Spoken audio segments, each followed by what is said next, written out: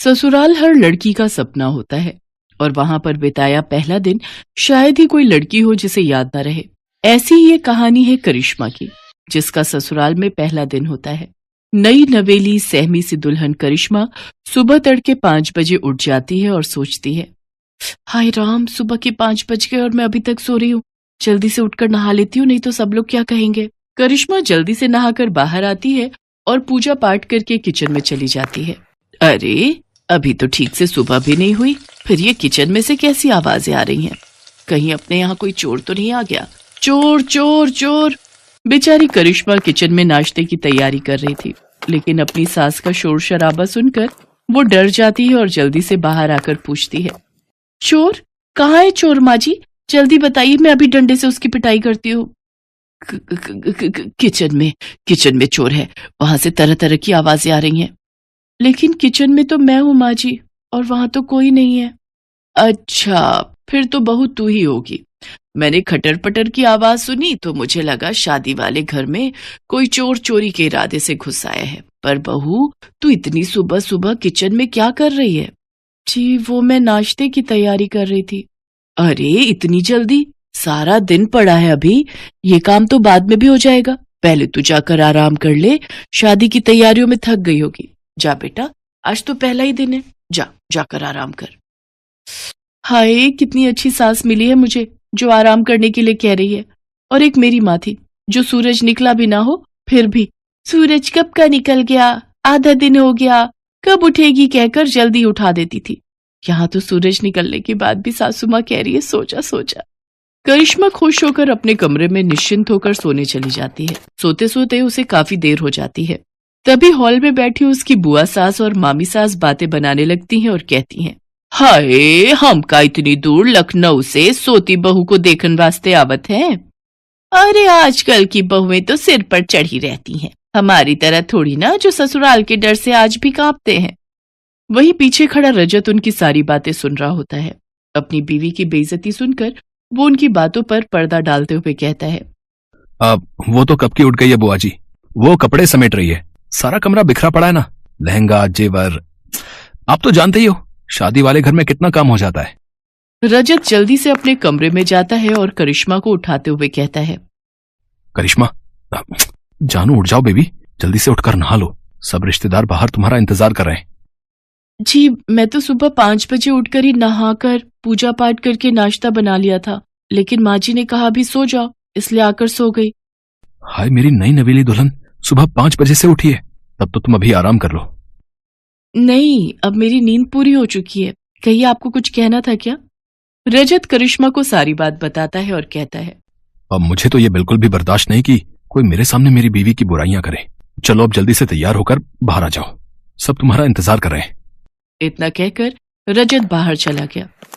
हाय जी, ये क्या हो रहा है? मेरी पीठ पीछे कल तक जो रिश्तेदार मुझे आशीर्वाद दे रहे थे, आज एक ही दिन में मुझे जाने बिना मेरे बारे में अपनी राय देनी भी शुरू कर दी। फिर करिश्मा तैयार होकर बाहर आ जाती है और उनसे पूछती है, बुआ जी, मामी जी, आपने नाश्ता कर लिया? हाँ बहू, तुझे क्या लगा अगर तू खाना नहीं देगी तो क्या हम भूखे ही रहेंगे? वैसे तूने टाइम देखा क्या हुआ है?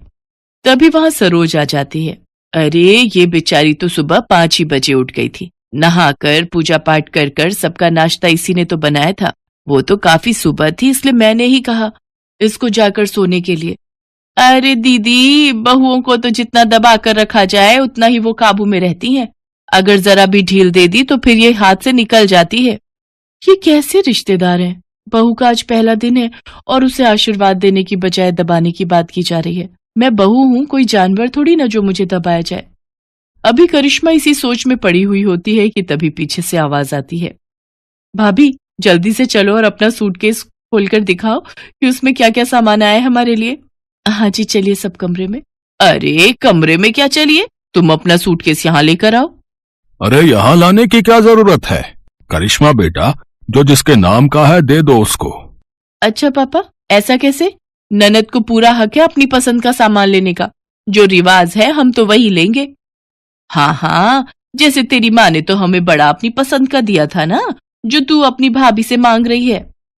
अरे, कैसी बात कर रही हैं आप? आपने तो मेरी सबसे पसंदीदा जरकन वाली साड़ी पर हाथ रख दिया था और मैं बेचारी मना भी ना कर पाई।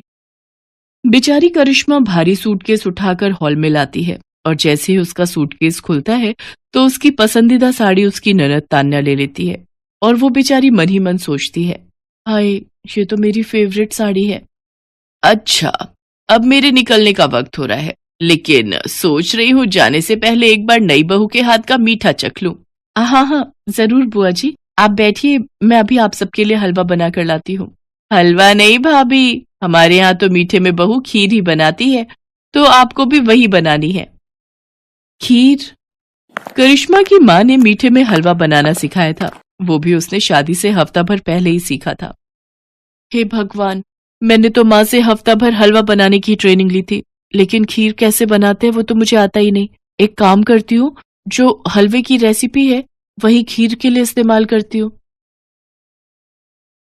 कुछ देर बाद करिश्मा खीर लेकर आती है।